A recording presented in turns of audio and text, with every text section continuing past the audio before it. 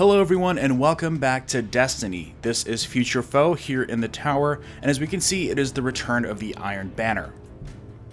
This time around, it's a little bit extra special because we finally have the rocket launcher available for sale. As you can see here, we first have Waylaren's March, the sniper rifle. If you don't have that already, it's a good time to pick it up. But of course, the real star of the show is Tormod's Bellows, the rocket launcher from the Iron Banner. And I've got to say, it does look pretty sweet, and the version that you can buy straight from Lord Saladin has some pretty amazing perks. It's got tripod and tracking.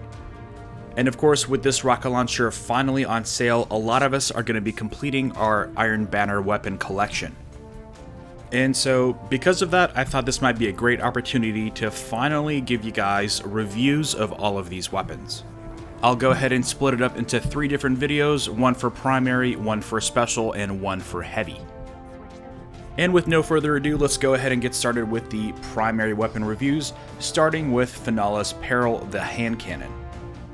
This hand cannon is going to be on the low rate of fire, high impact side of the spectrum.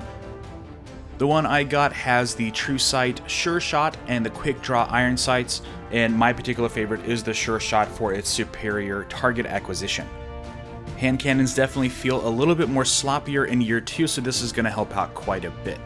The first perk is Partial Refund with a chance to return a part of your magazine after an assist. Then you've got a choice between Extended Mag, Explosive Rounds, or Injection Mold, and I definitely recommend Injection Mold out of the 3 for that added stability. And if that wasn't enough, we have Hidden Hand on this one, which again helps with that target acquisition, which will help a lot with the current state of hand cannons.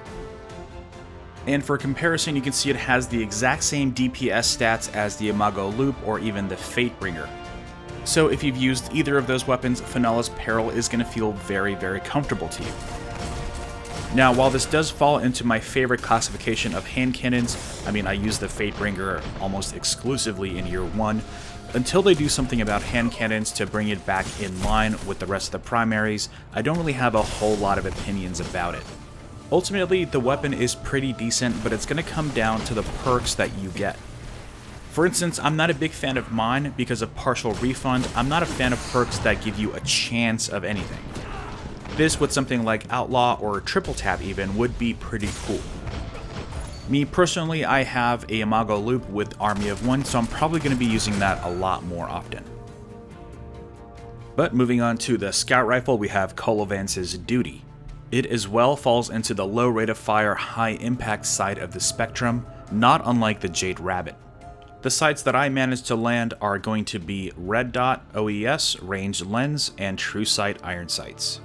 Now, with this weapon's impact, you might actually be a little bit tempted to use the Ranged Lens, and that would be probably a good idea depending on how you want to use this weapon. The first perk on mine is Zen Moment, and the second column includes Field Scout, Braced Frame, and Small Bore. You gain a little bit of range with Small Bore, but not enough to combat how much you lose in stability and reload. And as you'll see in a moment, there's a very good reason why I prefer Braced Frame on this particular weapon.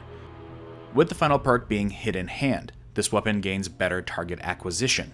Now, this weapon has a very low rate of fire, and if you have the Jade Rabbit, you know what I'm talking about.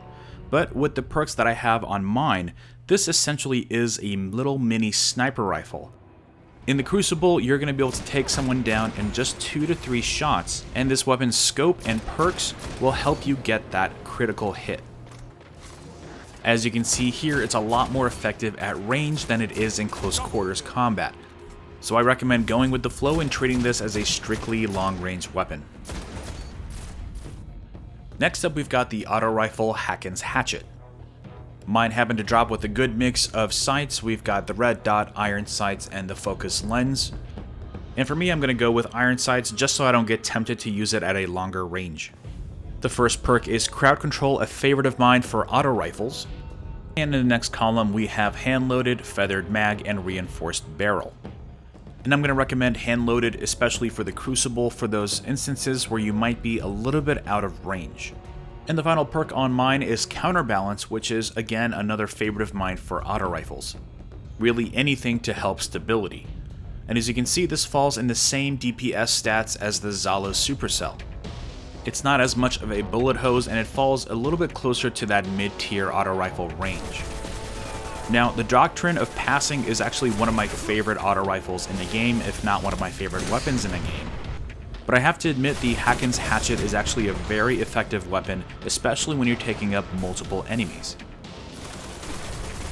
Now, I wouldn't necessarily recommend it for things like Trials of Osiris, simply because the perks are going to be a little bit wasted, and you're probably going to have a better time with the Doctrine of Passing if you already have that. But overall, I think it's a fantastic weapon. It's not better than the Doctrine of Passing in my opinion, but it's still pretty good. Auto rifles were just so ineffective in year 1 and I barely used them. So now every time I find a auto rifle drop for me, I'm genuinely excited to see what the perks might be. So if you've been shying away from auto rifles because of that, I definitely recommend jumping back in, exploring a few different guns, and I promise you're going to find something you like. But moving on to the final primary weapon from the Iron Banner, and that is the Nirwen's Mercy Pulse Rifle. This was one of the first Iron Banner weapons I got, and it's definitely my favorite of the bunch. Now, I've already spoken at length about this weapon in previous videos, but for those of you that are new, I'm going to go ahead and give it a quick overview as well. Mine has red dot, range lens, and iron sights. The first perk is Outlaw, which is one of my favorite perks in the game, and it's one that I wish I could have on all of my weapons.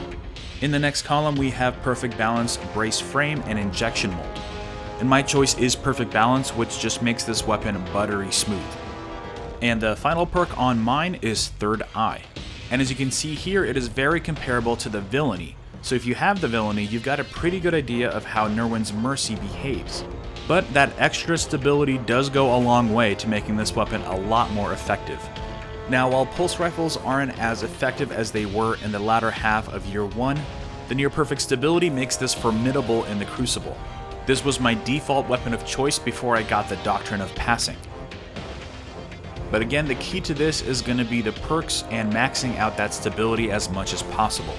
For me though, I'm not going to be using the Scout Rifle or the Hand Cannon a whole lot, simply because they don't really fit my playstyle.